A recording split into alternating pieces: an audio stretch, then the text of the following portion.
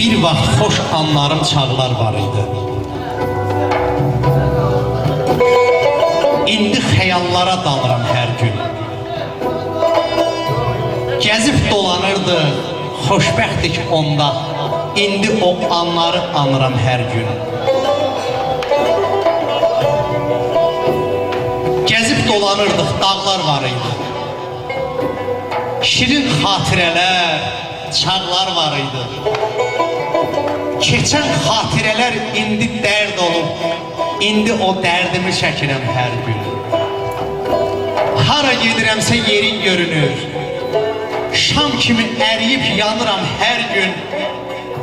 Yaxşı ki xatirə şəkilim qalıb. İndi şəkillərə baxıram hər gün. Son dəfə bir şəkil çəkdirdim onunla.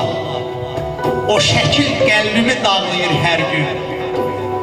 Mən nə çəkdiyimi nə bilir ki o orada nifrətlə ağlayır hər gün.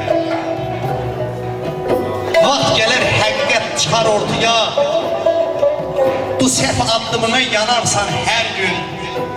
Məhləbin könlünü viran qoymusan. İndi yuxusuna gəlirsən hər gün. İndi yuxusuna gəlirsən hər gün.